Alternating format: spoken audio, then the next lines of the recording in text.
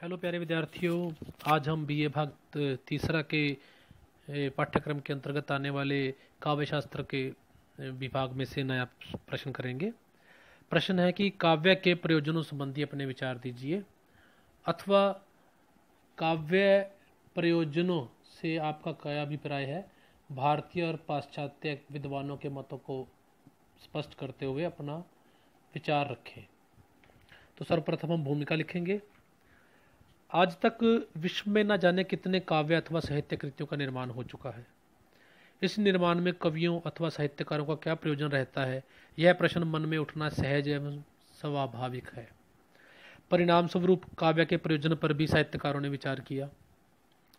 जिस प्रकार काव्य के स्वरूप के संबंध में दृष्टिकोण प्रकाश में आए, उसी प्रकार प्रयोजन पर विचार करते हुए कुछ साहित्याचार्यों का ध्यान इस बात की ओर भी गया कि काव्य के पाठन अथवा श्रवण में पाठक अथवा श्रोता का क्या प्रयोजन रहता है, प्रयोजन में आंतरिक प्रेरणा क्या रहती है और बाह्य प्रेरणा उनकी क्या थी। और इस ओर भी ध्यान आकर्षित हुआ।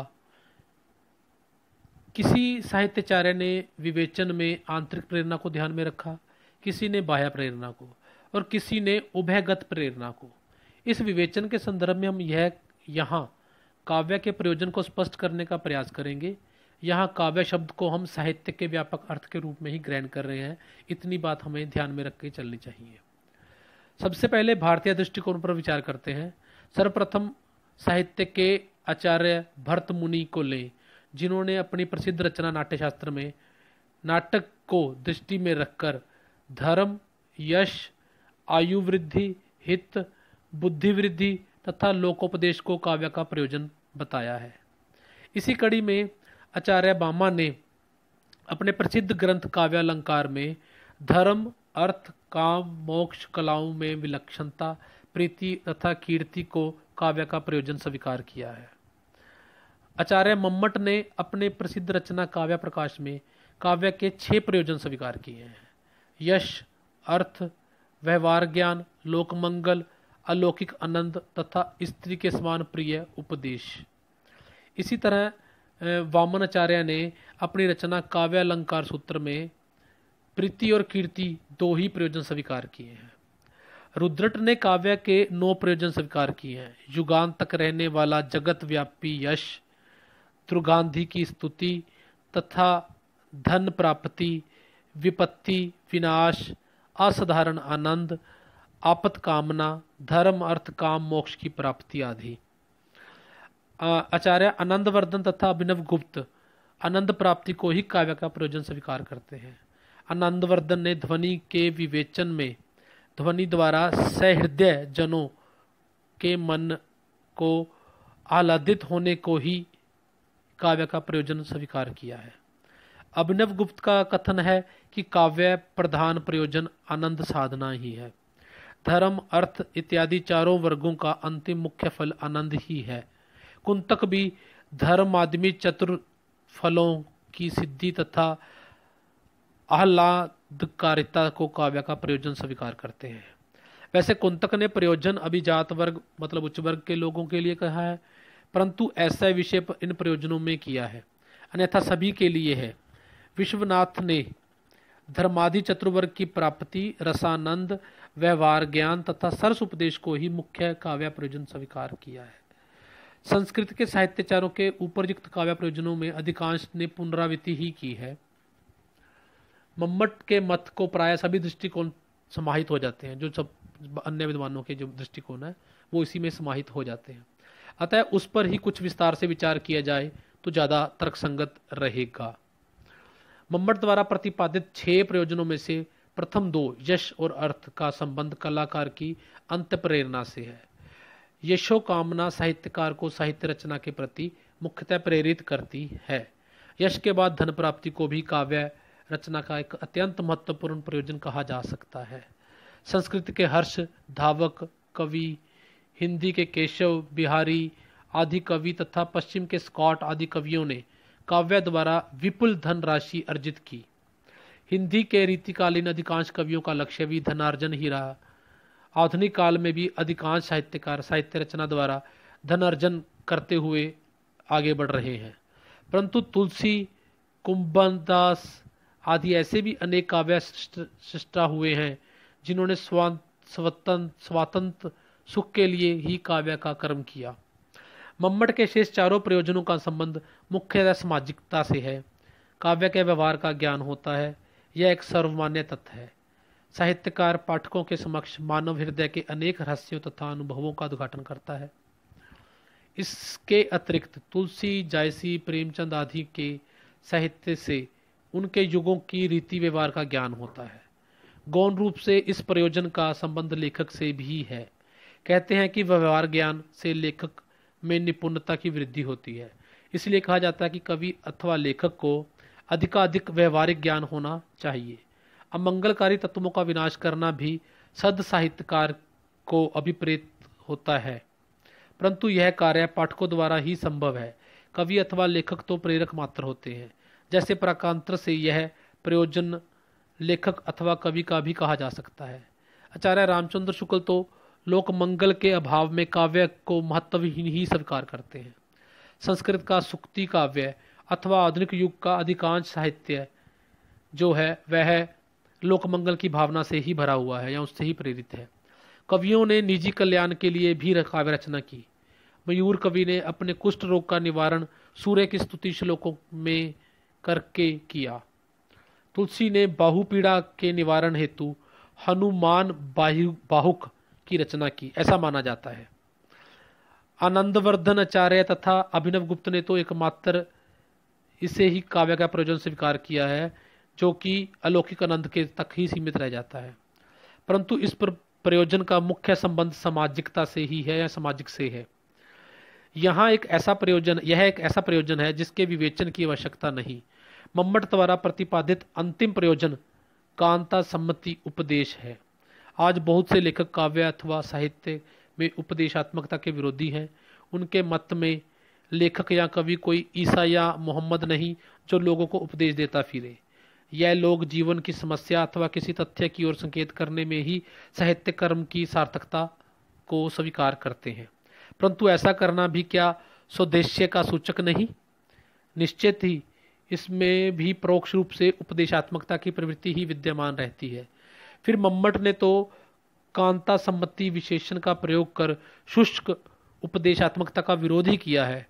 शुष्क उपदेश निश्चय ही श्रेष्ठ काव्य का गुण नहीं कहा जा सकता। संस्कृत नीति काव्य साहित्य आदि हिंदी के मध्ययुगीन कवियों जैसे कबीर, तुलसी, नानक आदि का काव्य तथा आधुनिक युगीन प्रेम चंद, निराला प्रसाद आदि का साहित्य मुख्यतः इसी प्रयोजन से लिखा गया है। आधुनिक युग के अधिकांश साहित्य में युग जीवन तथा मानव जीवन की अनेक समस्याओं को उठाया गया है और उनका समाधान भी किया गया है। दूसरी ओर पश्चिमी देशों में भी काव्य प्रयोजन से संबंध से दो सिद्धांत मुख्य रूप से विचार करने योग्य हैं। पहला सिद्धांत है कला के लिए का सिद्धांत और दूसरा कला जीवन के लिए का सिद्धांत। इसके अतिरिक्त कई और सिद्धांत भी आए, जैसे कला जीवन से पलायन के लिए, कला जीवन में प्रवेश के लिए, कला सेवा के लिए, कला आनंद के लिए आदि सिद्धांत प्रचलित हुए, परंतु यह अधिक मान्य नहीं हो पाए। कला के लिए सिद्धांत को मानने वाले काव्य प्रयोजन को केवल सौंदर्य अनुभूति अथवा आनंद अनुभूति मानते हैं, जिसका अंतर्भाव मम्मट के अलौकिक आनंद की प्राप्ति में भी है। प्रथम सिद्धांत को मानने वालों में वाल्टर पीटर, ऑस्कर वाइल्ड, ब्रेंडले आदि पाश्चात्य विद्वान आते हैं। दूसरे सिद्धांत को मानने वालों में रस्किन, गोथे, हैमिल्टन, मैथ्यू अनिल्ट, हडसन आदि कवि विद्वान आदि आ जाते हैं। यह दोनों सिद्धांत अतिवादिता के दोष से दूषित हैं। जहां प्रथम सिद्धांत जीवन मूल्य, नैतिकताओं आदि को अवहेलित करता है, वहीं दूसरा सिद्धांत कलात्मक मूल्यों की अवहेलना करता दिखाई देता है। वास्तव में साहित्य का प्रयोजन कला रूप में जीवन कल्याण ही होना चाहिए। असल में जो बात हमारे समक्ष निकल के आती है उसे यदि हम देखें तो हम इन सब विद्वानों को, जो भारतीय और पश्चिमी विद्वान हैं, इनके द्वारा बताए गए काव्य के प्रयोजनों को यदि एकत्र कर लें तो हमारे पास कुछ ऐसी बातें निकल कर समझ आती हैं जो कि काव्य के प्रयोजन स्वीकार की जा सकती हैं। जिनमें सबसे पहले है यश की प्राप्ति। यश एवं प्रसिद्धि प्राप्त करना हर व्यक्ति की बड़ी कमजोरी होती है। इसी यश की प्राप्ति के लिए मनुष्य अपने प्राणों को संकट में डालने तक को भी तैयार रहता है। कवि या साहित्यकार भी यश को पाना चाहता है और इसी यश की प्राप्ति के लिए वह काव्य की ओर में प्रवृत्त होता है। यश काव्य के लिए एक मुख्य प्रेरक शक्ति भी है और प्रयोजन भी और उद्देश्य भी। नंबर 2 पे है हमारे पास अर्थ की प्राप्ति। कवि एक मनुष्य भी है और दूसरे मनुष्यों की भांति उसकी भी कुछ भौतिक आवश्यकताएं हैं। उन भौतिक आवश्यकताओं की पूर्ति के लिए अर्थ अर्जित करना भी साहित्य के माध्यम से किया जाता है। इतिहास साक्षी है। संस्कृत के सुप्रसिद्ध कवि कालिदास, हिंदी के लोकप्रिय कवि बिहारी एवं वीर रस के सुप्रसिद्ध कवि भूषण साहित्यिक रचना करके ही अपने आश्रितों से भौतिक साधन प्राप्त करते रहे हैं। अतः यह भी एक तरह से इसका प्रयोजन बन के हमारे सामने आता है। तीसरा है व्यवहार ज्ञान। यश एवं अर्थ की प्राप्ति केवल कवि को मिलने वाला फल होता है, जबकि व्यवहार ज्ञान कवि एवं पाठक दोनों को प्राप्त होता है। काव्य की रचना करते समय कवि को लोक व्यवहार की जानकारी प्राप्त करनी होती है तथा उस जानकारी को काव्य के माध्यम से लोगों तक प्रेषित करना, उन तक भेजना होता है। इससे कवि का स्वयं व्यवहार ज्ञान की प्राप्ति हो जाती है। दूसरी ओर उस साहित्य के अध्ययन द्वारा पाठक को भी व्यवहार ज्ञान की प्राप्ति होती है। अगला पॉइंट है जो हमारे पास वो है अनिष्ट निवारण। कहा जाता है कि गोस्वामी तुलसीदास जी ने अपनी भुजाओं की पीड़ा को नष्ट करने के लिए हनुमान जी की स्तुति करते हुए हनुमान बाहुक लिखा। हनुमान जी की कृपा से उनकी पीड़ा दूर हो गई। आचार्य मम्मट ने अपने काव्य प्रकाश में मयूर नामक कवि का उदाहरण दिया है, जिन्होंने भगवान सूर्य की 100 श्लोकों में स्तुति करके अपने कुष्ठ रोग का निवारण किया। आधुनिक विज्ञान परक युग में जब लोगों को देवी शक्तियों में विश्वास नहीं रहा, ऊपर के उदाहरण अटपटे से लगने लगते हैं। लेकिन फिर भी आज के युग में युद्ध की विभीषिका तथा मानव जाति को अनिष्ट से बचाने के लिए कवि काव्य की रचना कर रहे हैं। यह भी तो एक प्रकार से अनिष्ट निवारण ही है। अगला पॉइंट है जी हमारे पास अलौकिक आनंद की प्राप्ति। यह काव्य का सबसे अधिक महत्वपूर्ण उद्देश्य स्वीकार किया जा सकता है। काव्य की रचना करते समय कवि को तथा उसके अध्ययन करते समय पाठक को जो अलौकिक आनंद मिलता है वह गूंगे के गुड़ के समान अनिवर्चनीय है, जिसे प्राप्त करने के लिए मनुष्य भौतिक सुखों तक को छोड़ देता है। कविता से मिलने वाला आनंद भौतिक सुखों से भिन्न है, इसलिए उसकी तुलना परमात्मा से मिलने वाले आनंद से की गई है। काव्य रचना करते समय कवि तथा उसका अध्ययन करते समय पाठक अपने व्यक्तित्व के बंधन से मुक्त होकर ऐसी भाव भूमि में पहुंच जाते हैं जिसे योगी मधुमती भूमिका कहते हैं।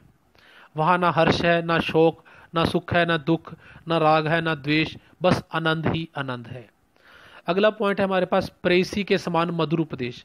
काव्य जो है प्रेयसी के समान हमारे मन को गुदगुदाकर हमारे क्लुष्ट भावों को दूर करके हम में सद्भावनाएं जगाता है। इस प्रकार का मधुर उपदेश देकर लोगों में सद्भावनाएं जगाना भी कविता का उद्देश्य कहा जा सकता है। यहाँ यह ध्यान देने योग्य है कि काव्य को रूखा उपदेश देकर अपनी काव्यात्मकता को हानि नहीं पहुंचानी होती। अगला पॉइंट है हमारे पास जी स्वातंत्र सुखाए पर सुखाए। गोस्वामी तुलसीदास जी ने रामचरितमानस की रचना का उद्देश्य बताते हुए लिखा है, स्वातंत्र सुखाए रघुनाथ वीर गाथा, अर्थात आत्मिक आनंद के लिए, स्वयं के आनंद के लिए वह श्री राम की गाथा कर रहे हैं। लेकिन ग्रंथ के भीतर वह काव्य के उपदेश पर प्रकाश डालते हुए लिखते हैं, कीर्ति मनत भूत बलि सोई, सुरसर सम सबके हित होई, अर्थात गंगा के समान सबका हित करने के लिए काव्य का उद्देश्य स्वीकार करते हैं वह स्वयं अपनी वाणी में। अगला पॉइंट है हमारे पास जी आत्मव्यक्ति। कुछ विद्वान काव्य का उद्देश्य आत्मव्यक्ति मानते हैं। उनके अनुसार कविता के माध्यम से कवि स्वयं को अपनी मानसिक भावनाओं को अभिव्यक्ति देता है। यह बात सच भी है और इस अभिव्यक्ति से उन्हें संतोष प्राप्ति होती है, इसलिए यह भी हम उसका उद्देश्य स्वीकार कर सकते हैं। 9वां पॉइंट है हमारे पास जी हृदय की मुक्तावस्था की प्राप्ति। सुप्रसिद्ध आचार्य रामचंद्र शुक्ल ने काव्य का मुख्य उद्देश्य हृदय की मुक्तावस्था की प्राप्ति माना है। हृदय की मुक्तावस्था का अर्थ है हृदय से स्वयं स्व और पर राग व द्वेष आदि भावों को समाप्त होकर उसका पूर्ण चैतन्य एवं मुक्त होना। यह मुक्ति वस्तुतः शंकराचार्य के अद्वैतवाद की मुक्ति के निकट पड़ती है। काव्य का रसवादन करते समय मनुष्य स्व व पर के भावों से मुक्ति पा जाता है और सही को सही एवं गलत को गलत कहने की स्थिति में आ जाता है। सामान्य जीवन में हम राग द्वेष एवं स्व पर आदि के भावों से बंधे हुए स्वार्थ के चश्मे से वस्तुओं को देखते हैं और इस कारण सही को सही और गलत को गलत नहीं कह पाते। काव्य हमें इससे मुक्ति दिलाता है, यही काव्य का उद्देश्य कहा जा सकता है। निष्कर्ष रूप में हम ये कह सकते हैं कि भारतीय और पाश्चात्य विद्वानों ने जो काव्य के प्रयोजन अथवा उद्देश्य बताए हैं वह मूल रूप से हमें इतने भागों में बटे हुए दिखाई देते हैं कि उन्हें समय समय पर अलग अलग रूपों में हमें पढ़ने को या देखने को मिलते हैं। ये मूल रूप से एक जगह पर इकट्ठे करके हम इन पे कार्य नहीं कर सकते, परंतु हम किसी एक को नकार भी नहीं सकते। धन्यवाद विद्यार्थियों, जल्द मिलते हैं नए प्रश्न के साथ।